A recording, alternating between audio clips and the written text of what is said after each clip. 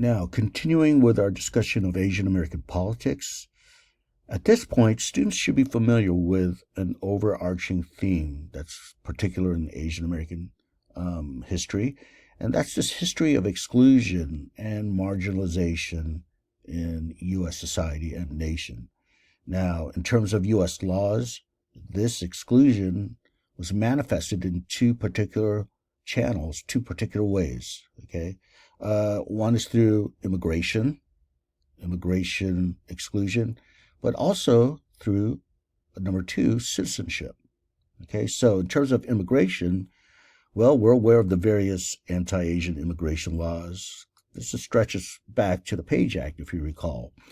And the culmination, of course, of Chinese or anti-Chinese legislation would be the 1882 Chinese Exclusion Act.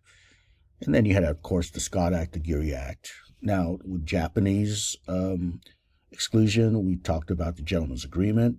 Let's recall even the Tidings-McDuffie Act, which led to the termination of Filipino labor migration. Now, in terms of exclusion from national belonging, that's to say citizenship, the second way, well, we just left off discussing how Asians were challenging the legal definition of white. Why? Because the legal definition of white was the legal barrier preventing other races from gaining Naturalization Act. Okay, let's remember the Yazawa case, the Thin case. Okay, so let's just dial back a bit and recall the political issue at stake here. Ever since the 1790 Naturalization Act, citizenship was racialized in the United States. That is, in 1790, only whites could become citizens. Now, this had to be revised after the Civil War and, after slaves were emancipated in the country. So by 1869, African Americans were able to gain citizenship rights with the passage of the 14th Amendment. So what about other ethnic minorities, however? Since by this time, after 1869, only whites via the 1790 Naturalization Act and blacks through the 14th Amendment were the only races allowed to pursue citizenship. And obviously, the political issue here is that, non-citizens are barred from political participation in the public sphere, especially, voting and running for office and etc. So therefore, citizenship is indeed a crucial political issue. Now, let's also recall that when it came to Asians, you had that legal fiction, if you will, okay, which that's exactly what it is, actually. Aliens ineligible for citizenship is what I'm referring to. And this basically stated that aliens could not pursue naturalization, but it was really only directed towards Asians. But let's also remember the Wong Kim Ark case, whereby the Supreme Court announced that native-born Asians were indeed allowed citizenship. They're allowed through the 14th Amendment. But let's remember that the first-generation immigrants were still barred from naturalization, despite the Wong Kim Ark case. Okay, the Wong Kim Ark case only applied to second generation. Okay, so that's kind of the backdrop. And the question is, when would these legal barriers to both immigration and naturalization, when would they finally be overturned? And the answer to that would be during the Cold War years. Okay, after World War II, the 50s, the 1960s, okay, even stretching to the 1970s. These are the Cold War years. Let's remind ourselves of something we briefly noted in past lectures, but it bears repeating here. What's happening during the Cold War is this intense rivalry, and it's between the First World, which is, the free world, as they call themselves, the United States and our allies, like, Great Britain and France. And we are engaged in this ideological conflict against the second world. And of course, the second world is the Soviet Union, the USSR, and its allies. Okay. And this ideological contest is about trying to win the allegiance of various third world nations. So in this Cold War context, what are third world countries? What does that refer to? It refers to decolonized or decolonizing, depending on the country, decolonized nations, right? After these world wars, World War I and World War II, which were so devastating, well, it led to the collapse of European empires. And therefore, they could no longer hang on to their global network of colonies. So these overseas colonies in Asia, in Africa, in the Middle East, in Latin America, they would be gaining their independence, if not fighting for it, right, in some cases. Yet now, this is after World War II. The context historically is the Cold War. So as they gain their independence, in that contest, which side would the third world nations align their interest with? Let's remember that third world nations are comprised of darker skinned people. That's because, of course, they were colonized by European countries going to Asia, Africa, and elsewhere. Okay, so which side would they choose? Which orbit would they enter? The first world orbit or the second world? Now, the first world, in their propaganda, they basically said this: hey, you third world nations, you should enter our first world orbit because we represent the free world. In fact, that's what they call themselves, right? That's what we call ourselves, the United States, the free world. We're about freedom and democracy, and that's the side that you should choose. After all, you were colonized, right? And you had no freedom during that historical experience. Now, the Soviet Union, the second world, basically said this in their propaganda.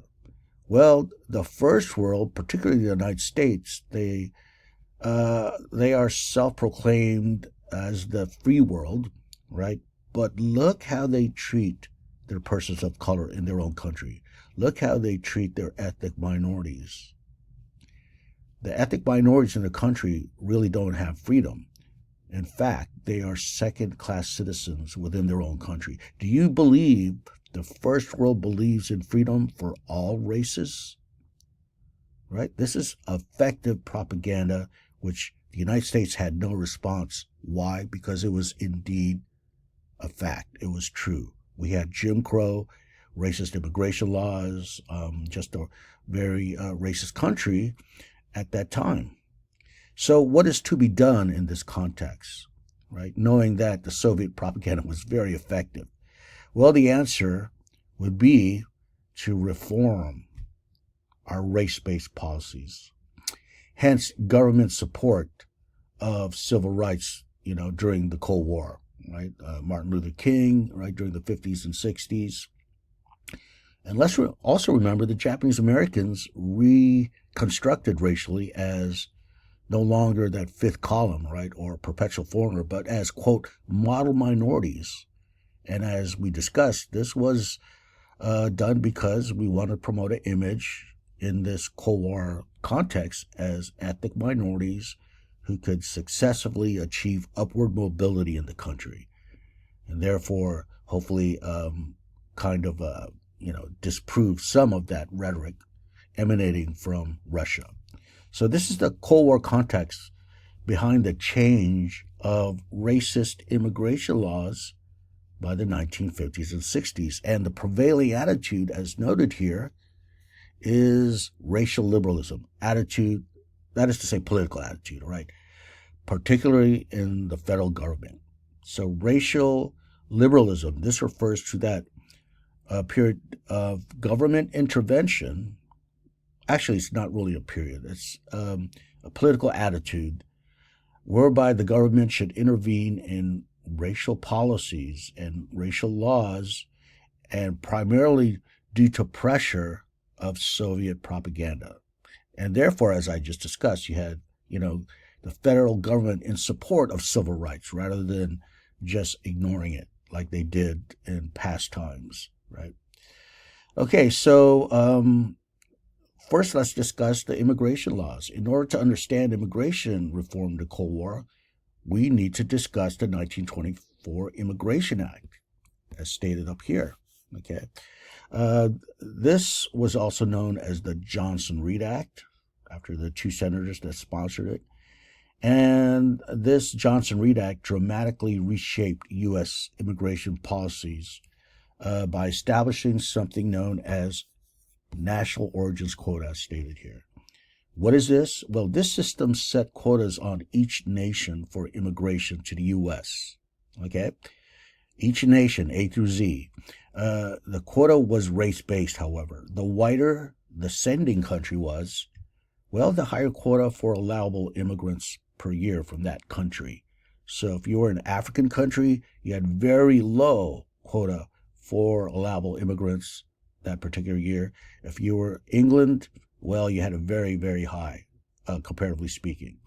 So this was a deliberate choice that favored immigrants from Northern and Western Europe, while sharply restricting those from darker-skinned nations, but also from Southern and Eastern Europe, because, this was an Anglo reaction against, Southern and Eastern Europeans. Now, it came to Asians, they banned all Asian immigration, except Filipinos. Why? Because back then, Philippines, as we know, was a colony. So, this law reflected the rising nativism during the 1920s, right? Fears about cultural change due to immigration.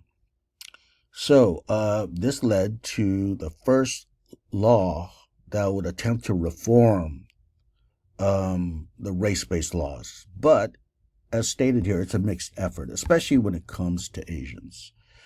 Okay, this is the McCarran-Walter Act of 1952. And as I kind of alluded to, in actual truth, it's more of a conservative law, okay, rather than a liberal one. It's more of a conservative law, but they added liberal provisions during the congressional debates.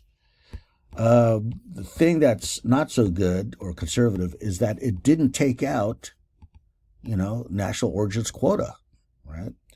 Moreover, it's established something called the Asia-Pacific Triangle. What is this? Basically, this law, the 1952 Act, grouped all Asian and Pacific nations into one single and very tiny quota, replacing earlier explicit racial bans like the 1882 exclusion and the Gentleman's Agreement. Okay, so they did allow it, but very small amount. Okay, so not exactly good for Asians. But what's positive about it when it comes to Asians in particular? Well, it finally repealed aliens ineligible for citizenship. In the context of Japanese Americans especially, that means the Issei, first generation, could pursue naturalization. So look at that. The ban for Asian naturalization, and meaning citizenship, was around from the very beginning of immigration, 1882, until 1952. Okay, that's finally when it was lifted and eradicated, I should say, from the statutes. Okay, and it took a long time. Okay, so this is not enough, however. Okay, especially in that context of Cold War rivalry, and therefore you see mounting criticism. You'll see Eisenhower and especially John F. Kennedy continue to criticize the National Origins Act, which the McCarran-Walter Act failed to overturn or repeal. Okay, so this takes us to the next step of the reform, which is the 1965 Immigration Act, also known as the Hart-Celler Act.